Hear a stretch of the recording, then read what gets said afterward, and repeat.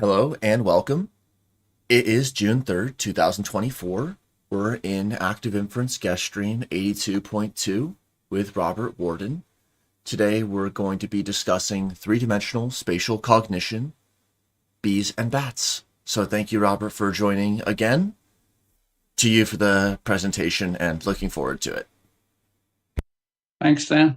Okay, well, as Dan said, I'm talking about three-dimensional spatial cognition in small animals, particularly like bees and bats, for examples. And what I'm going to be doing is showing you a demonstration program that does this. And so you can find the demonstration program at this link at the bottom of the picture, and you can download it and try it yourself. Or you can read a couple of papers about this work, which are there on archive at that address. So that is the introduction. To get straight into it, what this work represents, I think, is a challenge for classical neuroscience. And by classical neuroscience, I mean the assumption that all that happens in the brain, all cognition, is done by neurons connecting to each other by synapses and so on. And the challenge, which I think comes out of this work, is that the main result is that neurons are actually not capable of that. They cannot represent three-dimensional space because they're too imprecise and too slow. So the resulting challenge for neuroscience is to show that this idea is wrong. Everybody thinks it's wrong. Everybody thinks neurons do everything. So you have to show it's wrong by building a working model of neural computation model of 3D space and checking that it really scales and can perform somewhat like animals perform. I think just writing papers and talking about it is not enough. You actually got to build a model and show it works. And for building that model, the FEP neural process model is the best starting point, I believe. So that's where this talk is going. It gets there by of 3D spatial cognition. So what is that? Spatial cognition, I should first say, is a very important problem. The primary task of any animal brain is to control its movements, physical movements, its limbs in 3D, and that's a 3D problem. And it has to do that at all times of the day. And for most animals, most of their brain is devoted to this problem. And we believe, being Bayesians, that they do this by building and using a Bayesian maximum likelihood model of three-dimensional space. And my previous live stream was about this subject, how animals build models in general. But the particular 3D model of space, that's been important since the Cambrian era, when animals first started having precise sense data, like good eyes and capable limbs. And that there's been huge and sustained selection pressure on all animal species since then to do it well. And what we believe is that animals do it rather well. For instance, our own conscious awareness of 3D space must come from something going on in our brains. And that is a rather precise model in our conscious awareness of 3D space around us. So that must be quite a good model of space in our heads. And going from us to small insects, even a small insect can land very skillfully on the rim of a coffee cup or any other surface. So that's why I say modeling 3D spatial cognition is the top priority for neuroscience. And we may look at all sorts of problems in neuroscience. This is the one, this is the heart of the problem, the thing we really need to get right. So how do you do it? How do animals build a 3D model of the local space around them? And the immediate problem is that most of their sense data in their vision is two-dimensional. So how do you get from two-dimensional vision to three-dimensional model of space? There are some constraints, and people obviously think of stereopsis, with two eyes where you can tell the depth of things, or proprioception and touch. But those constraints only apply to restricted regions of the space around an animal. So for the rest of it, what I believe animals do is they build a model of the space around them by moving in space. And this is a form of active inference, if you like, that you have to move in space to find out about space. And this is based on a very strong Bayesian probability that as an animal's move, most of the things around it do not move. So the world is like a big rigid moving body around the animal. So the animal can compute object locations by what is called structure from motion, SFM. And when you build a computational model of this, it's actually a fairly simple computation to do. What you can do is fairly simple 3D matrix operations to maximize the likelihood of an object being in a certain position. And that's what this program does. But if you're doing that, shape from motion, structure from motion, it requires a short-term spatial memory, a working memory for positions of things. And that's what this demonstration program does. So the demonstration program, bees on without vision, with some limited but not very bad resolution. Bats have echolocation instead. That gives them both the echo delay and it gives them a Doppler shift, and we'll talk about that later. So both of those animals move fast among static objects. So this 3D shape from motion is an applicable way of working out where the objects are. So the program we're going to show you builds a 3D model of space in three different ways. Firstly, it can build an optimal Bayesian shape from model. And that is what I call a brute force calculation. I've discussed this in my previous live stream, and it's very hard for animals to do. It's not the way we think animals do it, but the interesting thing about it is it gives you the very best possible Bayesian model based on the sense data. So that's the first way. The second way is by dynamical object tracking, where an animal makes an estimate of where each object is in 3 dimensions, and then it keeps updating that estimate every time. From every step along the track it takes, it updates that estimate from its sense data. And the third model is doing that same object tracking, but doing it in the presence of neural memory noise. I should say this computational model is built at Mars level, David Mars level 2. That is, it's not a neural implementation, but I have made it so that you can add simulated neural noise to it. So if you want to see this program after you've seen it demonstrated, download it from this web address and you can quite simply unzip it and start it running. So I will now switch to demonstrating this program. So I end the show, and there is the program. That's what it looks like. And what you see is three different windows, left, center, and right. The left-hand window is going to be a three-dimensional view of some space in which a bee or a bat is moving. The center view is always just help information, and it tries to tell you how to use all these sliders and buttons and controls. And the right-hand view is just various graphs, and we'll see some of those as we go along. So what happens when you press the start button is you see some three-dimensional space, and inside it, there on the left-hand side is an animal, this time a bee, and the colored circles are objects randomly spaced in that space. And so the lines going from the bee to the objects are lines of sight. And this is a three-dimensional view, so you can rotate it, see the 3 dimensions, and that's what happens when you rotate it. The objects rotate. And so there, at the moment, we've got nothing about the bee's internal model of space. We've only got actual space itself shown in the view. In order to show the bee's internal model of space, we press the run button. And I'll do this and you can see what happens. So as you press run, the bee starts moving. That's the green line. It gets new lines of sight. And from the new lines of sight, it estimates the positions of all those objects. So I'll restart and do that again. And what you'll see this time is that the estimates of the positions appear as small circles with error bars. So the error bars are the gray lines, the small circles are where the bee thinks the object is.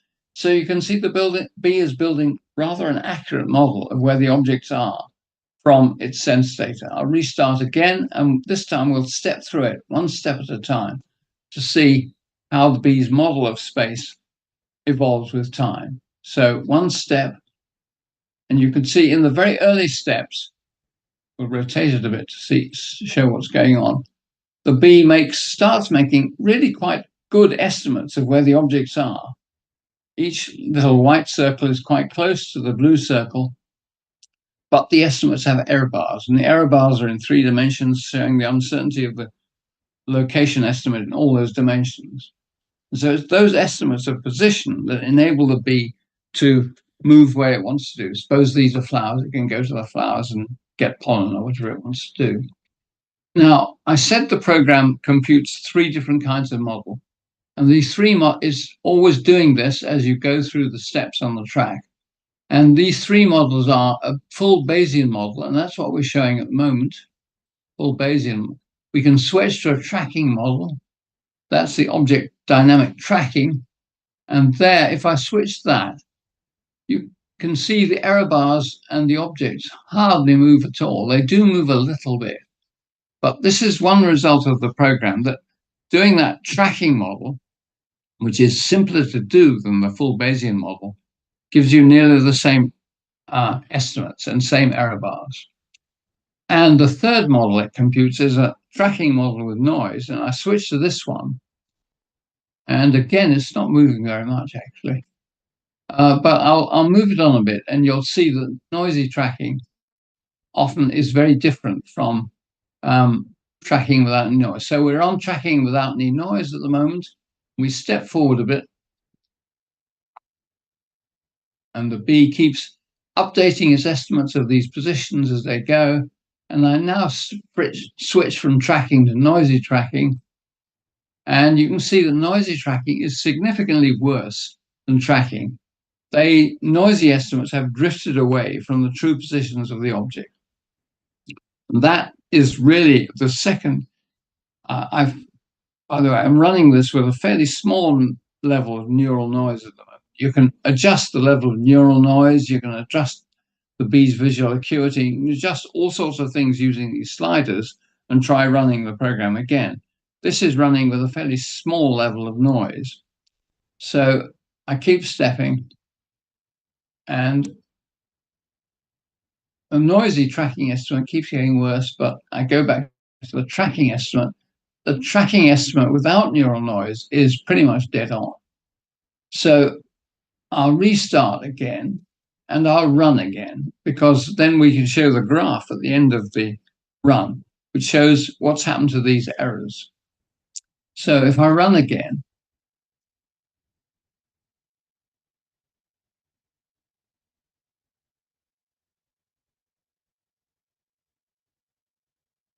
now you look at the graph on the right, and what that is doing is comparing tracking, which is the black curve, versus noisy tracking, which is the red curve. And these are steps along the bee's track. Those are the same steps we saw there.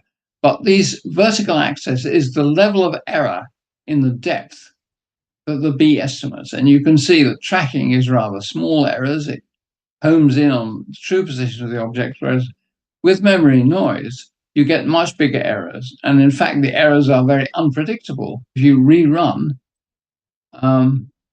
we'll just rerun it again.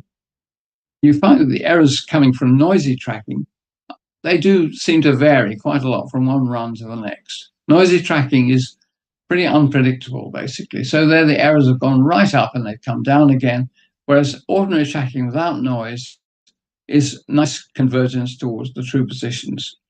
So that is really the second key result of the simulation. That is that a tracking model is a realistic model of how animals estimate positions of things around them. But if you add noise to it, even adding a small amount of noise completely messes up the tracking model. Now, there are more things you can show with this model. You can show, for instance, how animals use their model to detect what is moving around them. Because obviously, when an animal is moving, it is quite hard for it to detect motion from its visual field, because when it's moving, everything is moving in its visual field. So it has to use the 3-dimensional model to work out what is actually moving. And if you also plot the efficiency of motion detection, you find that too is very much poorer when you add memory noise. So I think I'll stop at this point. The program also does a simulation of bats, but I won't step straight into that. Perhaps we could come back to that at the end of the talk if somebody wants to hear about it.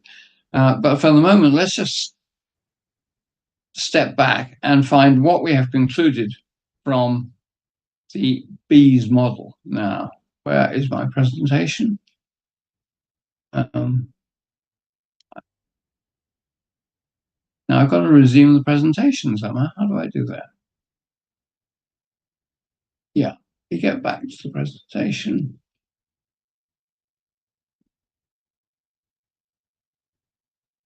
So the key points that I think I may have shown you is that in the 3D view, you can see the track of the animal, you can see its lines of sight, you can see, sorry, my phone is ringing, I better go and shut it up.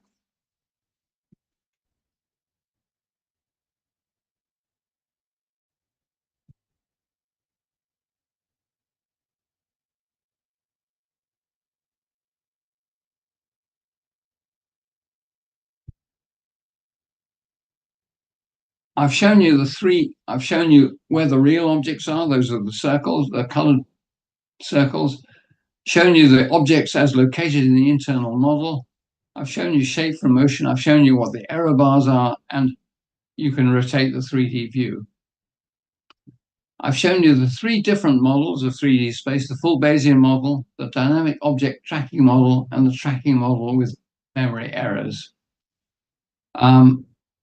As I say, when you run this program, you can change all sorts of parameters to see how it's sensitive to the parameters. And I've shown you the B spatial model. I've shown you how the error bars are particularly the depth dimension. And I've shown you how memory noise degrades the model. So here are the key results. So the best possible model any animal could build from its sense data is a very good model. And in fact, it's more precise than the sense data, because if the animal can assume that objects don't move, then over time, an animal can build up a very good understanding of where objects are, better than its raw sense data. Animals can't do any better than that. But dynamical object tracking works pretty well. It's almost as good as the full Bayesian model. And it only works if spatial memory has very high precision. And I didn't say the levels of precision that I put into the program, which start to spoil the tracking model, they're about 1 part in 100. And that, I believe, is much more precise than most neural representations of space can give. So that's the next part of this talk. How do we do that modeling with a neural model of the brain, the classical neural model? So how do you build a neural spatial memory? And this is a changed quote from Animal Farm, where they said 2 legs bad, 4 legs good. 2 dimensions is easy, 3 dimensions is hard. Because 2 dimensions, you can easily do a sheet of neurons representing 2 dimensions. Whereas in 3 dimensions, you don't have that option. And there are several possible memory designs. You can have a 2-dimensional sheet of neurons, and you can represent the 3rd dimension by depth by the 3rd. Yeah, you can have some other variable representing depth, or you can have a 3-dimensional clump of neurons where position in the clump represents a 3D position, or you can represent all 3 dimensions of an object position by neural firing rates. Now, none of these work well for object tracking. I think we can quite simply eliminate the 3D clump model, but the other 2 models have a problem with neural error rates. And if neural information is encoded as firing rates of neurons, typically you have a neuron firing n times in some time interval t, and then the precision with which it can represent some real quantity is of the order of 1 part in square root of n. Now, n over t is typically 5 or 50, between 5 and 50 pulses per second on most animal brains. But for insects and small mammals, the time they've got to have to update their internal model of space is very small, typically less than 1/10 of a second. So if the time is 1/10 of a second, you get n less than 10, and that gives you errors of the order of 30%, which are much bigger than the 1% errors which I said are needed for tracking structure from motion. So the conclusion of this is that the neurons, when they represent space, there's a trade-off between speed and precision. The faster you have, the less precise it is, and this trade-off is just too hard. So I believe there is no working neural model of 3D spatial cognition. Now, the 3 points in blue I've said before. They say spatial cognition is very important and animals do it well. And we've had this problem for a long time. In his book Vision 40 years ago, David Marr identified the challenge and he started work on it. He defined what he called a 2.5D sketch and various other models. Now, I believe that in terms of building neural models of how spatial cognition works, people have really not moved beyond this. Why? I think the main reason is that the memory problem is just too hard. The memory gives them too big errors and is too slow. And I suspect that over the years, there have been many people who look at this problem and they decide to move on and do something else instead. But the result is that spatial cognition is the central problem of neuroscience. We don't have a model of it. And so this is rather like theory of planetary motion without a sun, or a theory of the atom with no nucleus. So how does this relate to active vision? I think active vision is one way to explore this problem. Active vision describes how a 3D spatial model can be inferred from vision. And there are quite a few papers on it. They've focused on various aspects of it. They focused on 2D scene classification. They focused on the trade-offs between various objectives like the choice of visual saccades. They focused on 3D robotics. As far as I know, none of them have really focused on how animal brains practically build a 3D model. And I believe that existing active vision models do not address the issue of neural error rates. One reason for this is that the standard active inference toolkit in MATLAB, I believe it doesn't model neural error rates. It assumes, I believe, an abstract perfect neuron with very precise representation of quantities. And error rates are actually not an issue for many of these applications. They're not an issue for robotics, and they're not an issue really for making discrete choices. But as I've said in this talk so far, the accuracy of a 3D model really matters, and neural error rates are the big problem. If we set that problem on one side for a moment, there is the issue of active inference trade-offs, and there are many interesting trade-offs you can examine in active vision. And the key trade-off, I believe, is one between freezing and moving. As I've shown in the demonstration, the animal has to move in order to infer the 3D positions of things around it by shape from motion. It also, of course, has to move to achieve practical goals like feeding and fleeing and mating and so on. On the other hand, it can freeze. And freezing, it may conserve energy.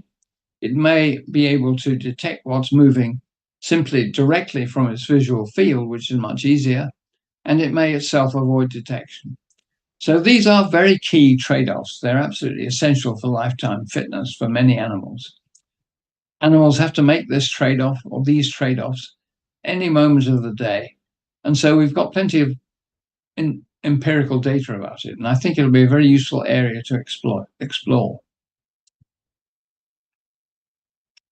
Now, I'm going to switch to something completely different. Having said that neural storage of spatial positions is a very hard problem, I'm going to talk about an possible alternative way of storing spatial data.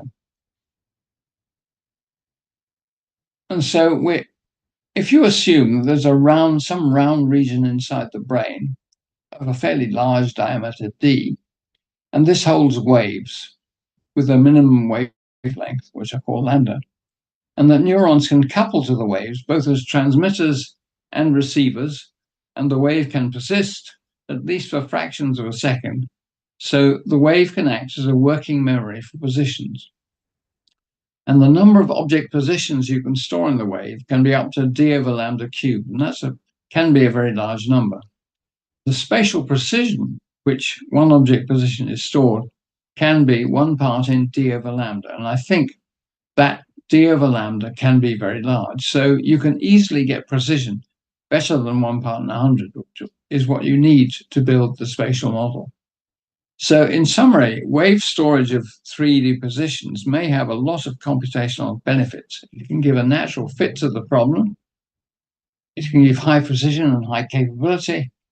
It can give you very fast response times, low spatial distortion, and some other benefits which are described in the papers. So apart from its computational benefits, is there any evidence for wave storage in the brain? I believe there are 2 quite powerful lines of evidence, one of which comes from the insect central body. The central body of the insect brain is a very small part of the brain in the middle of it, and it consists of a fan-shaped body and the elliptical body. And it has this shape which is remarkably well conserved across all insect species. And there's an insect brain database, and I've gone to the insect brain database and pulled from it the shapes of the central body from a few typical insect species. And here you can see the fan-shaped body and the elliptical body, and it's very constant across all kinds of insects. And you can see it's approximately a round shape, so it's well suited to hold a 3-dimensional wave. And it does multisensory integration. And so it's quite likely, quite probable that it holds spatial positions. And insects have very few neurons in their brain to do it in any other way. And what I think is significant is how constant and round the insect central body is compared with all the other parts of the insect brain. So that's one piece of evidence from the insect central body. The other piece of evidence comes from the mammalian thalamus. As you may know, the thalamus of most mammals, all mammals, is approximately spherical, and is connected to all sense data and all cortical regions. But the important thing is that the shape of the thalamus is highly conserved across all species.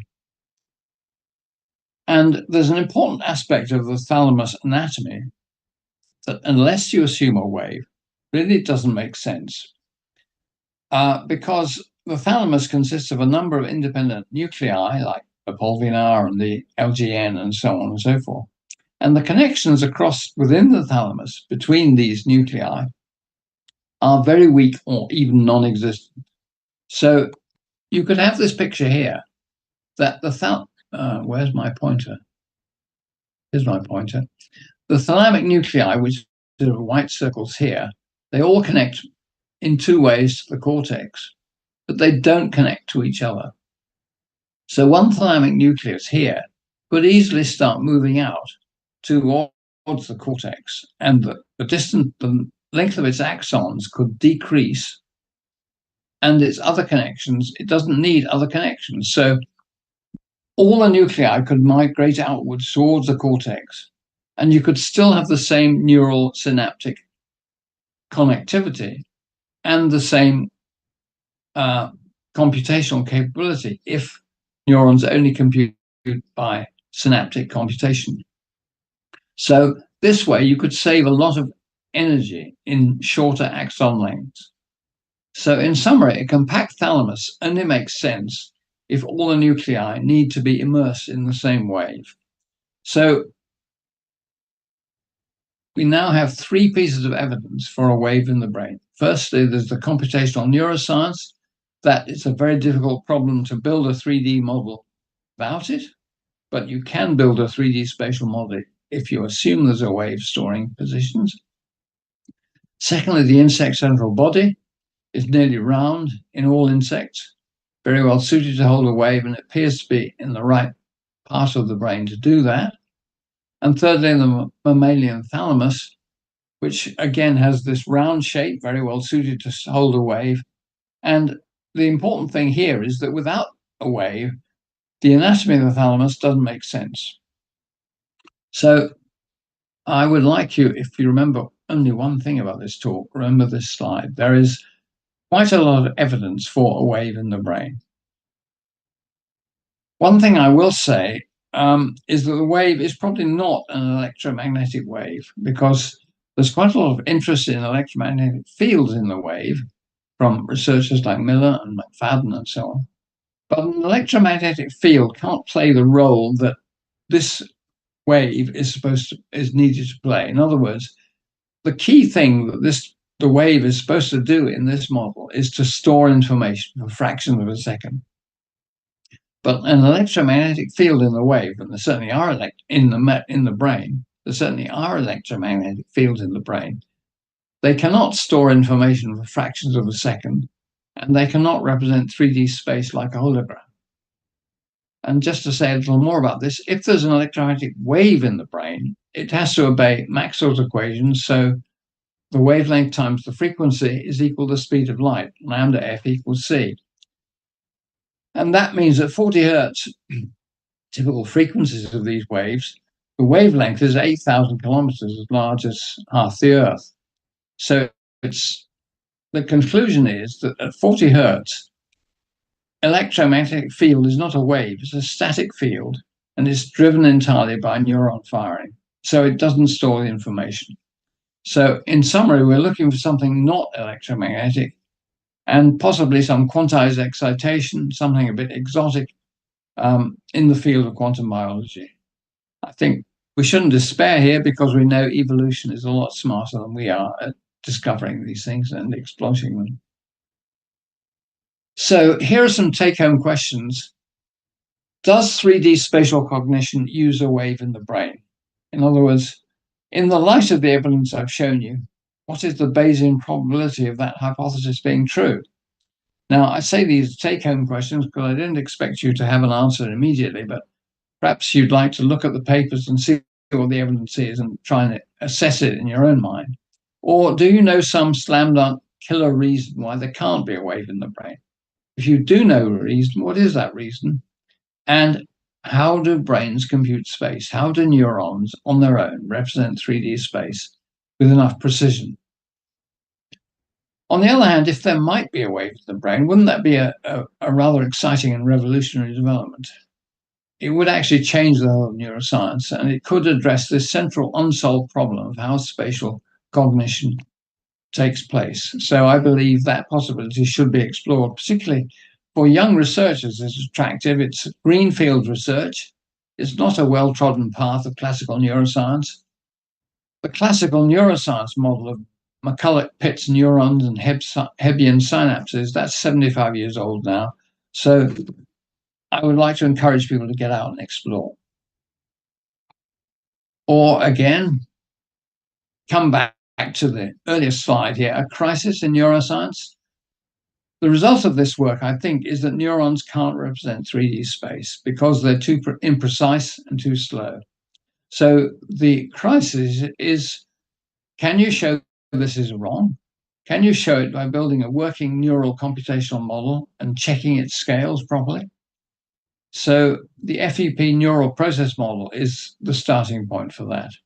I think it's a good problem to work on because it is a crisis, and big advances in science tend to come out of crises. So what I'm advocating, and this is my last slide, is a twin-track research program to build two different active vision models of 3D spatial cognition. One is a pure neural model, which is a classic FEP neural process model. Can this be made to work? Or are the neural memory errors going to kill it? And secondly, to try and build a hybrid wave and neural model. And when you're building those models, we can explore the trade-offs that active inference is so good at computing, and particularly the trade-off between freezing and moving. So there are a couple of candidate projects for the Active Inference Institute. Okay, that's it. Awesome. Thank you, Robert. I have some questions, and some people have asked questions in the live chat, so I'll ask them. So first, just while I'm recropping everything, how would you connect this to the requirements equation earlier work? Because you mentioned that there was a requirements equation driven calibration of the optimal navigation. So what does that look like to have the optimal navigation according to the requirements equation? Well, to summarize on the requirement equation, you can model how brains evolve. And this is the previous live stream. And you can show that they evolve towards making a purely Bayesian calculation of their best model of the world from the sense data. But that purely Bayesian calculation is rather expensive. And it's been well known in FEP that full Bayesian calculations is intractable for most animals. And so that is a very expensive calculation. And it's probably not the way animals do it, but it can be done on digital computers, and it can be done in this model I've showed you. And the first model, the full Bayesian model, is actually computing the requirement equation from the bees or the bats' sense data. The second model, a tracking model, is an approximation to that, which is a lot cheaper, but seems to give very nearly the same results. Okay, awesome. Let us dive into a few mammal and insect neuroanatomy questions. So I'll start with a set of questions from the live chat. This is going to be about mammal neuroanatomy. Okay, Tim Ritter asks, do you assume this wave property for all thalamic nuclei, primary and secondary, or for specific ones, e.g. pulvinar or mediodorsal? Very good question. I don't know the answer. I mean, at this stage, I believe the whole thalamus is a round spherical, near spherical volume with the wave going through all of it. So they are all immersed in that same wave. So even the pulvinar certainly is, even the LGN, which is rather small and is a pass-through nucleus, I think they all are. So I think, for instance, I think people always say the thalamus is a relay. Sense data gets to the cortex by thalamus, but people don't have a very good reason why it has to go through these relays, nuclei, in order to get there. I think it's doing something about locating, I think the wave has some involvement there, but this is very early days. I don't know the answer at all. Okay, another question from Tim on mammalian neuroanatomy. What about 2D orientation? Would you expect similar waves in hippocampal instead of thalamic regions, or is 2D sufficiently easy to get by without? Yeah, basically, I believe 2D is easy enough to get by, and the hippocampus is by no means suitable to hold a wave. They've all sorts of hippocampi have all sorts of different shapes. So Yes, I think that was a core theme between the mammal and insect areas is the conserved shape and then also the allometric differences over evolution where the size differential of the insect central body changes much less than other primary sensory regions, and that was in your paper. yeah, that's right. Yeah. And that kind of implies that that small size of the central body, it's only a few percent of the whole insect brain, seems to be enough.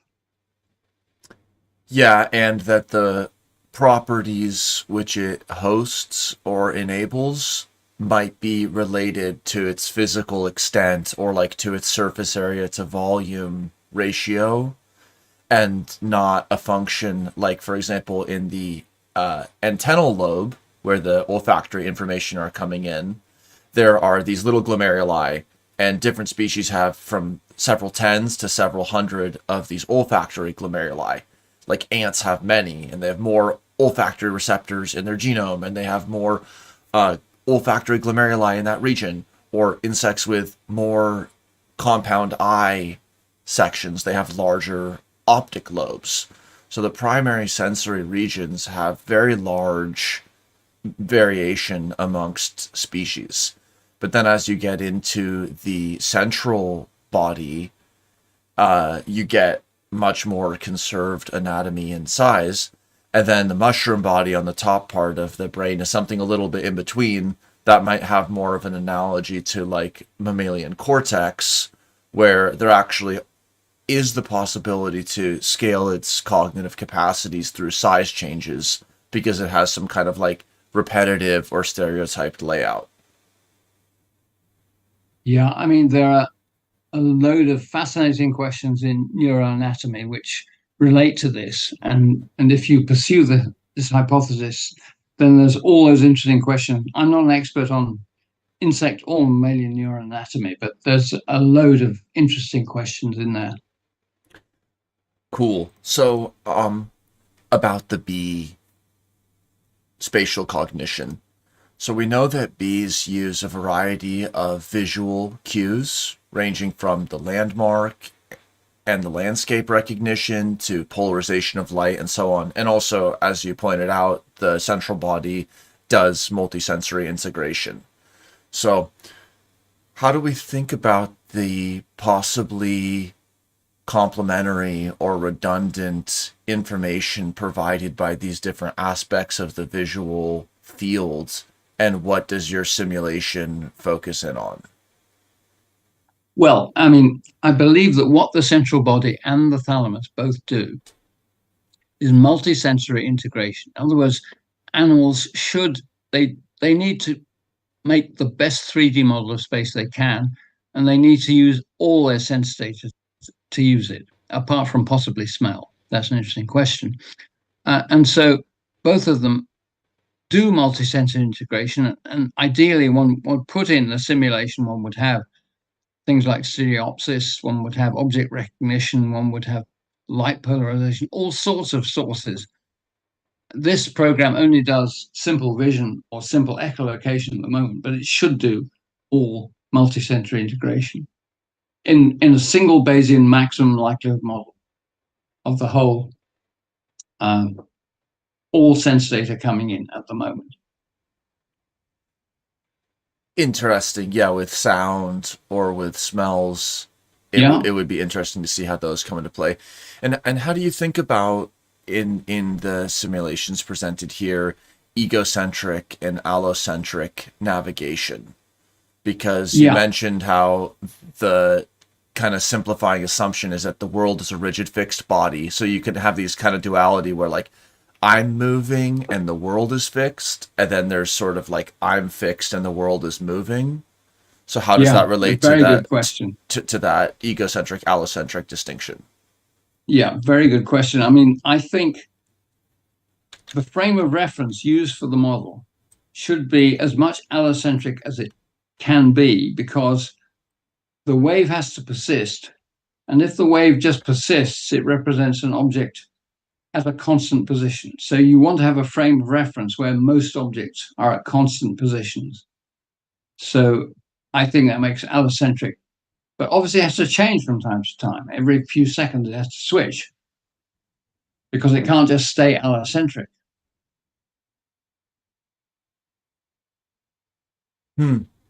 Interesting. So now to connect that to what you brought up about move or stay, that kind of fundamental animal or fundamental mobile organismal nervous system question, I thought about different body plans where the eyes or the visual component are unable to move separately from the body. Like a bee can turn its body, but it can't rotate its eyes. Whereas in humans, for example, we have optic saccade. So there, that stay or move, yes, we have turning our posture and moving through space, but also we see like this microcosm where when the gaze is fixed, there's high precision, and then movement in the world is associated with movement of objects. And then, whereas when an eye saccade is dispatched, during the saccade, our visual attention is alleviated. And then it's because during that time, all the movement of pixels, essentially, is ascribed to the movement of the eye. So we see kind of like a microcosm of the two modes of movement and stability in motion detection in the saccading. But for other organisms that don't have eye saccade, the only way that they can get that kind of alternating movement instability is by moving their body. Yeah, yeah. I mean, I always think of isochades as particularly predators, if you like, that want some high resolution in some particular direction. Whereas for most insects, as you say, that there is not the option of a high resolution fovea. But I think of cicadas as being cheap. I mean, the freeze move trade off is a real trade off, that if an animal moves, it can be detected as moving, and it can't detect motion itself as well as if it's stationary. And so that's a real hard trade off an animal has to make. Whereas cicades, you can make them cheaply whenever you like. Yes. Yes. And also it's really interesting like how often the behavioral studies just look at the direction of movement, but there's this whole timing of movement. And so there's definitely a lot of empirical studies about whether fear-based movement, like in a predator-prey, or different kinds of movement choices. Where would you say attention comes into play? In the sense that the bee or the bat was just kind of taking it all in. It didn't have like some restricted scope. So that's kind of like a uniform attention across objects and across space and time. But then we know that we do have this visual attention phenomena. Well, yeah, attention is very important. And I think naively, it's a searchlight model of attention. In other words, the wave representation of all space represents all the space around an animal, but the animal can focus attention on a region of the space. And what that's doing is tuning the receptors in the thalamus so they are sensitive to wave vectors in a certain region. So there's a whole load of issues there about how the wave works, as to whether it can, how signals are routed from sense data inputs to specialist regions of the cortex. And I think attention is that routing of information. So again, loads of big questions there. Hmm. Hmm. Yes, with the wave, I was kind of thinking about the insect brain, visual input flowing in, and also other potentially inputs. And all of these are crashing on the shores of the central body.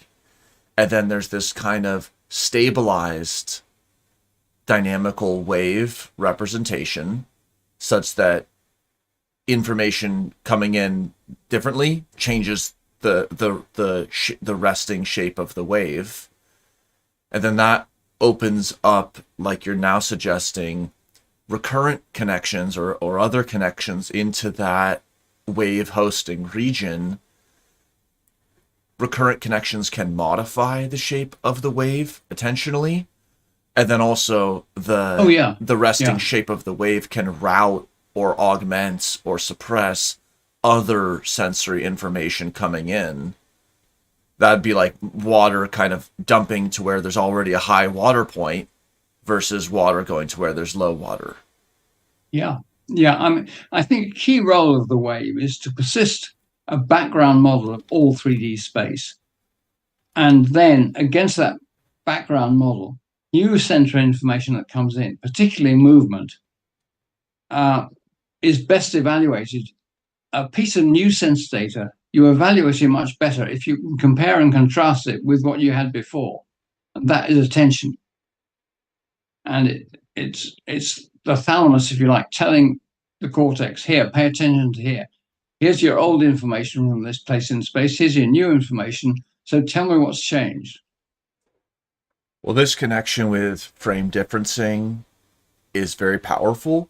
Predictive processing, predictive coding algorithms were built by computer scientists and compression engineers looking to make video compression work and doing the frame differencing because that's the optimal way to compress video. And then that got brought also back into neuroscience, where there's a lot of focus on things like edge detection and these other 2D visual phenomena. And then as you're pointing to, there's this kind of sun at the solar system's center that's not really being discussed, which is like, okay, yes, we have neurons in different visual regions that are excitable by vertical lines, by diagonal lines, and so on. But this is all flat phenomena. And the question of not just shape recognition, but the question that's most proximally relevant for movement and the fitness related decisions for the organism in the niche has to do with its spatial navigation, not its like eyesight at the eye doctor.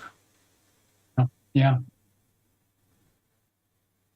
Not only its spatial navigation, how it moves its limbs, where it puts its foot next, that sort of thing. And Yes. the 3D model, I think, does all of that. Okay, I'll read a question from the live chat. How might the saccade relate to a matrix of inputs versus a human-based visual system? Movement on the matrix may give different spatial dynamics. I'm not sure what we mean by matrix of inputs there, but as you said, during a saccade, visual input is kind of blocked while the eye is getting from A to B, whereas the wave persists and the 3D spatial model stays constant. And after a saccade, the eye has to update the 3D spatial model in some different place. So I don't think I've answered the question, but perhaps you. What do you understand by matrix? It's what you enter. It's making me think about the experiments where for example, the fruit fly is placed on a ping pong ball in a harness in a virtual reality setting.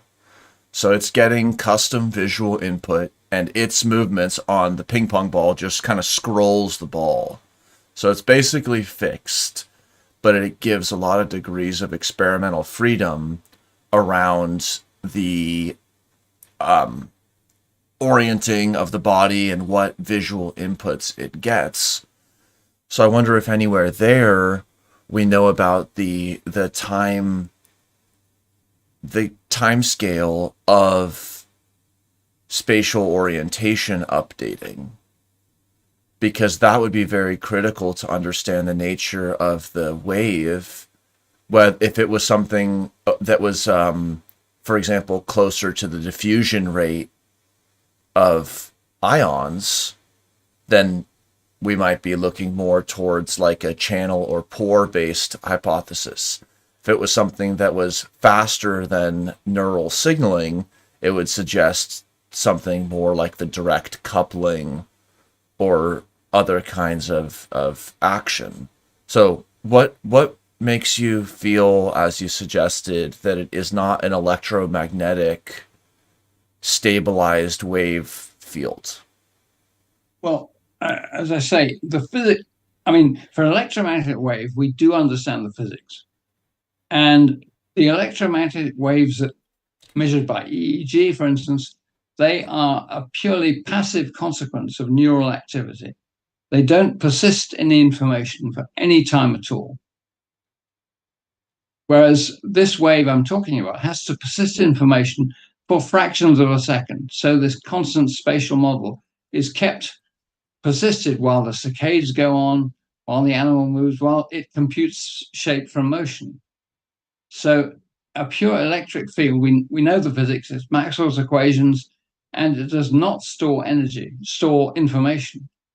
So it's purely a passive reflection of what's going on in the neurons. It's not a memory.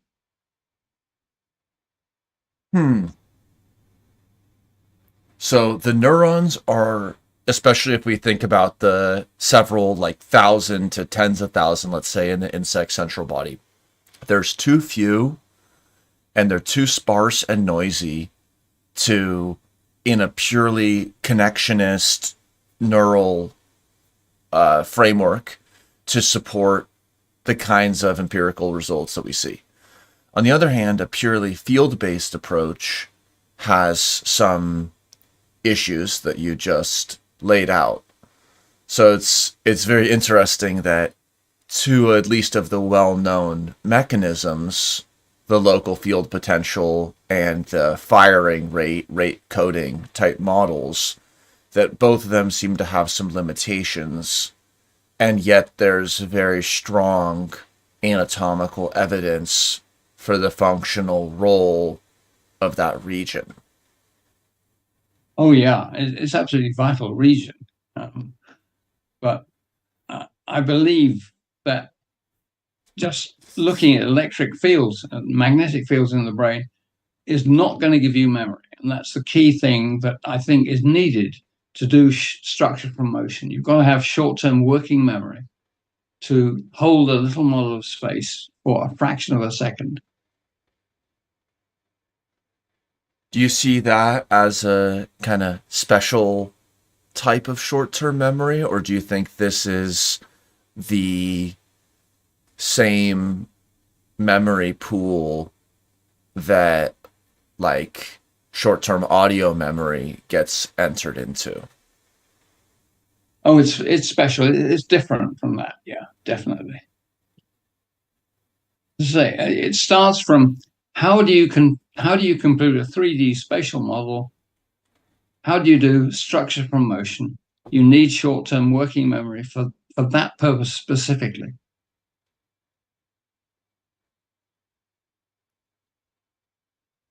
Interesting. The kind that enables us to check for difference in visually changing systems, or what does this visual working memory have? Well, basically, it's not vision because it's 3D, and checking for difference in the visual field is, you can do it quicker. You can look directly at the visual field, whereas this model, I think, the 3D model, it's maintained by a loop between in mammals between the thalamus and the cortex, and it's a 40 hertz cycle that maintains it. So it takes time to build the 3D model, and it's a bit slower than direct visual change detection. Interesting. It's this tension with like visual being what is seen versus kind of a broader imagine, the imagination of vision. What about action in your model? So how were the paths set?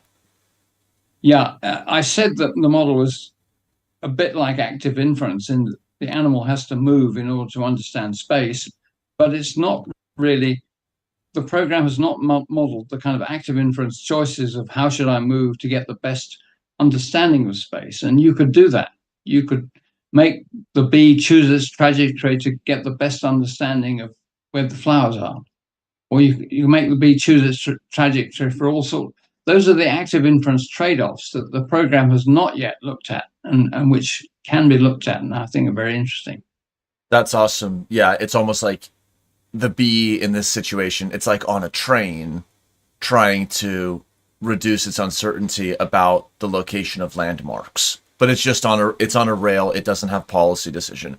Whereas once we start to close that loop and ask which direction of movement, or none, given the costs, would reduce uncertainty about resolving this kind of spatial relationship, then that's where the perception actions start to like come into play in benefit of each other. And potentially there's several choice successive moves can greatly reduce uncertainty through active sampling, just as we see in cicading and all other situations. And that would be like a heuristic or strategy that really does work. Yeah, I mean, and another example that I use somewhere is, I believe that predatory birds like hawks, when they're approaching their target, they don't go in a straight line, they move on a curve to reduce the uncertainty. So that they continue to get more information. Continue to see the range of the target. If they just went straight for the target, they wouldn't get a range fix on it. Now, what about the difference between the bee and the bat? Whereas a bee is simply receiving the reflected photons, let's just say, the bat is sending out a invisible signal.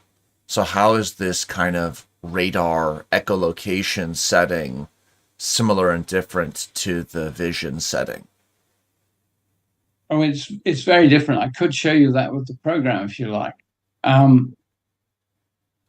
What happens with the bat is from the delay of for a particular insect that the bat is tracking, from the delay of the echo, it sees the range to the insect. So it gets the insect constrained on a sphere in its 3D model.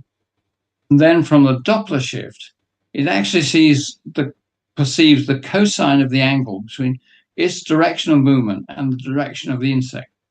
So what it gets there is it constrains the surface of a sphere, down to one circle in space. So what the bat gets is a series of circles in space which constrain the position of the insect. And I could show that on the program if you like. Sure. Okay. Well, how do I do that? How do I share again? Yeah. I'm curious, is the circle something like, is it like a hoop that you could throw a basketball through? Or is it... Well, I'll show you if I like. Now, I can't get rid of this something on my screen. It's the problem. I've got a big black screen with a 2 on it, and I can't get rid of it. End show, suppose I end show, right. Now, am I sharing my screen or not? Not yet. Now, how do I find where I do that? Okay. How do I find where I am in space? Yeah. That's an interesting question also, how these mechanisms I've got the Google window somewhere, the Zoom window somewhere, and ZM, that'll be it. How are these mechanisms repurposed for digital navigation, semantic navigation, narrative navigation? Just a minute. Let me find. Oh, God. Get away. Oh, share. Screen 2, share. Okay. Right. You got that? We're back. Okay. So what we do is we change from B to bat and we start again. So what you have now is the bat and several insects, which are colored circles here. And what the bat has is its echolocation. Take the blue insect. Its echolocation constrains it to a sphere in space, and that's the delay of the echolocation. And the Doppler shift constrains the sphere down to a circle. So if we rotate these circles, you see that blue insect is on a circle from one point in the bat's trajectory. So as the bat moves, it gets successive circles of the same insect. So what we have is the bat is moving and all these circles, highly confusing, and it gradually locates all the insects better and better. But what if I restart and step again? If I step, I've restarted. Right, now if I step, what I can do is focus on one insect. If I focus on that insect, then I only see the circles from echolocation of that one insect. And I can step again and get a new circle from a new step. And all the time, the bat is optimizing the position of that insect to get the best fit to all the circles it has for that insect. So it's very different from vision, but it can build a very good 3D model from its echolocation. Okay, so to kind of confirm what's happening here, there's for a given snapshot ping with the sonar, what is returned is a circle of equiprobable locations that are kind of like the maximum likelihood ridge That's that right. constrains These a are really sort of Gaussian donuts, if you like, of okay. likelihood. And then And successive pings enable you to look at the intersection point of the yeah, circles to find out yeah. through successive approximation the likeliest location. So this is what's happening here on that light blue insect. It's got these three circles, and that's the most likely. They're not very well intersecting, but that's the most likely intersection point. Or if I That's go on this back, it's like a Gaussian mixture model. You have those three that's right, peaks, and then exactly when you that. summate those three peaks, that the point that interpolates them, or just is the geometric average, is the single maximum likelihood estimate point. That's exactly it. Yeah. And again, with the bat, I can go from full Bayesian model, which is this one, full Bayesian tracking or tracking with noise. And again, the noise tends to have nasty effects. Or I look back at this one here. That's that dark blue insect. And I can rotate to see how the circles go. So How is this similar or different than, for example, radar navigation algorithms for planes or ships? I think it's quite similar.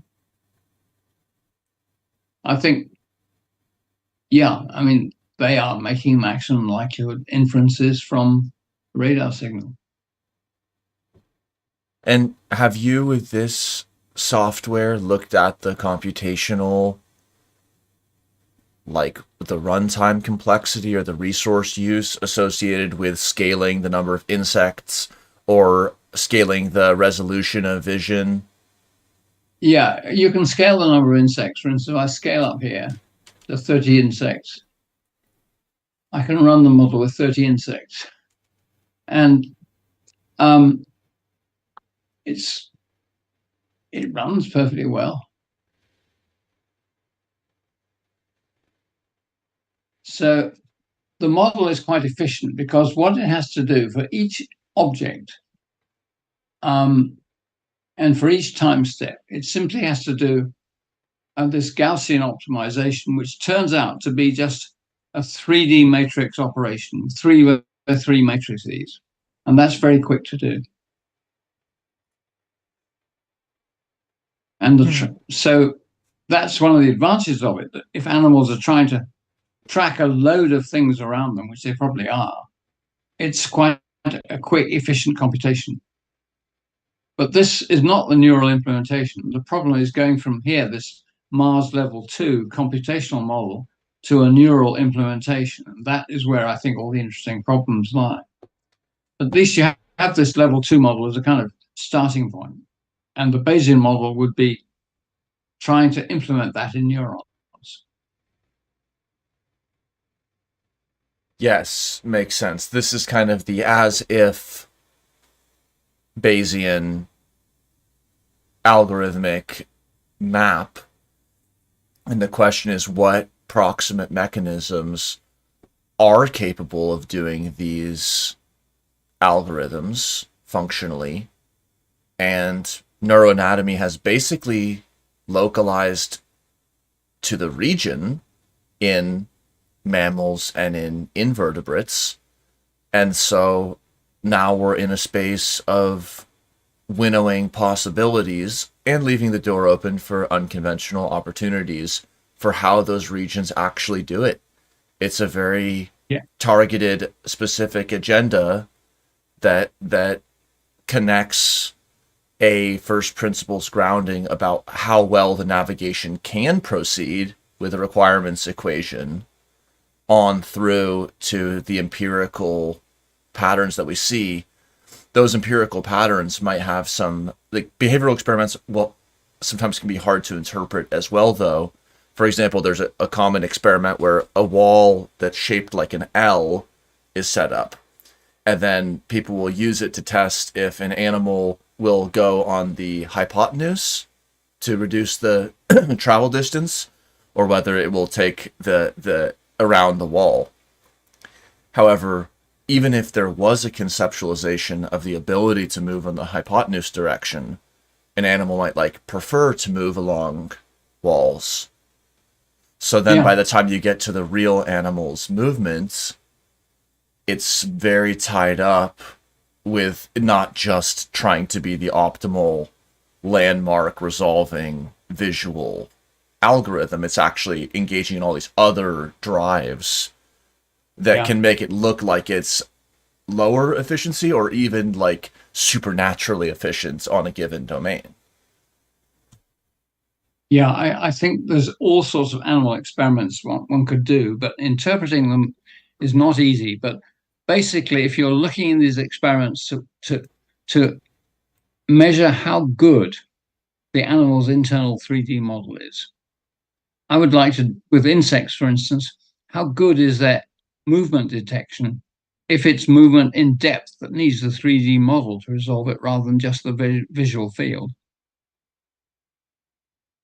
That's very interesting, especially in insects, potentially where there's little overlap between their two compound eyes. Yeah. Yes. Okay, I'll read a question from the chat as we kind of head towards the end. Muse Equal wrote, how would perception of ability to conceive of other domains of time as a cognitive function change spatial awareness?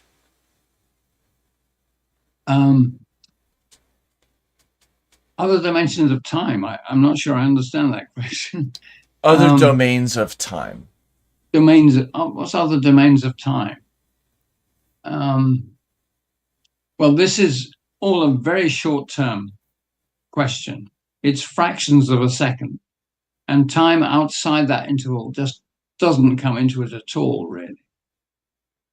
Does that answer the question, you think? It might. I think it might also be pointing to our awareness of how we handle our perception of time and space.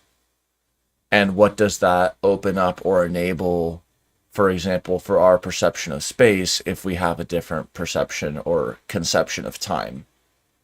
Well, that is a very deep question. I mean, I think our perception of chronological time, long-term time, is something completely different from more or less anything else in the animal kingdom. I think most animals live in the moment, really. They're aware of what's happening right now and what they've got to do right now, and the rest just doesn't matter.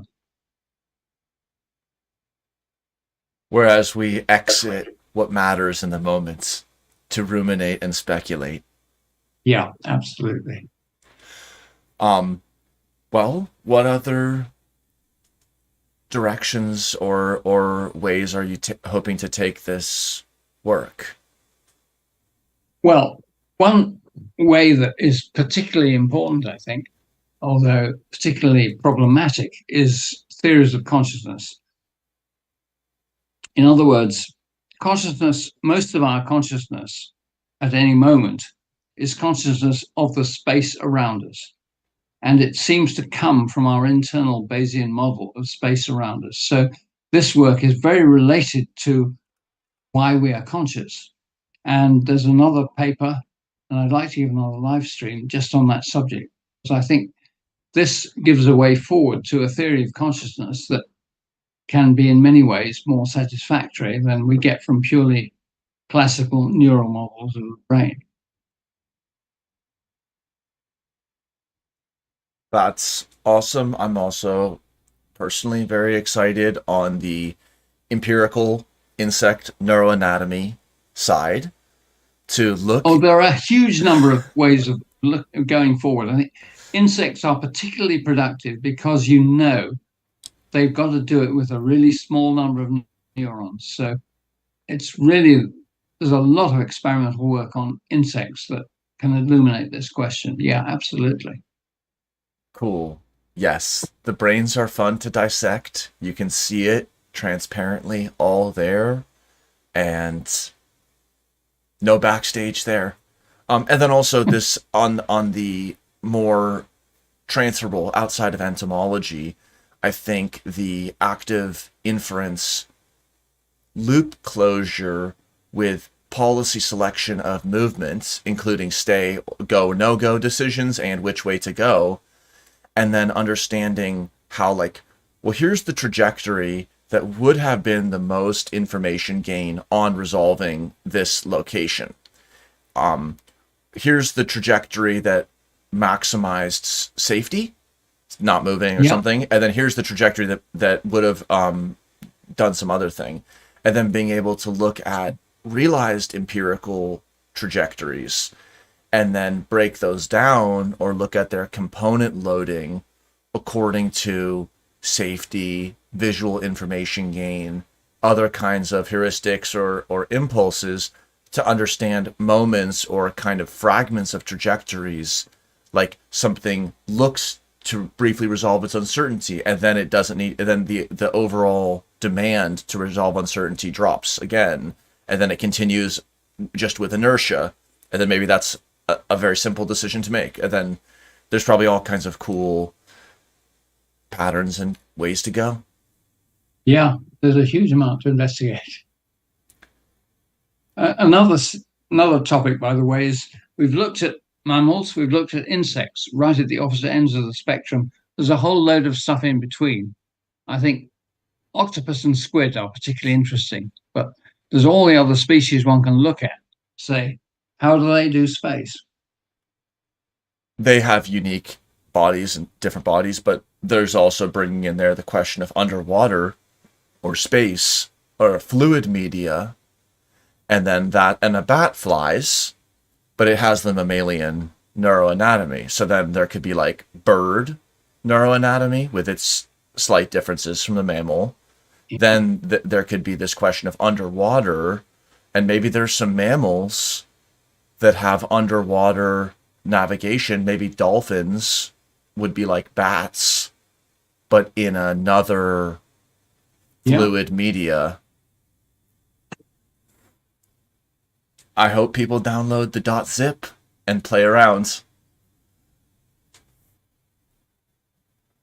So do I. Any last comments? Not really. No, I think I've said it all. Thank you, Robert. Well, I am greatly enjoying learning about the work and seeing about how the requirements equation scopes a given problem setting and kind of puts a meter stick on whatever the inferential problem is, inference plus action problem is. And then from there, the Marian research program is just kind of laid out. You can pursue it from the mechanistic or from the algorithmic elements, but they all are connected through, on one hand, in theory, the requirements equation, and on the other hand, the empirical results that we actually see. Yeah. Cool. So, thank you again. I come back to the Feynman quote, Richard Feynman on his blackboard. It said, if you can't build it, you don't understand it. This is all about building it. We can't build a bug. Not yet. Thank you, Robert. See you for .3. See you. Bye.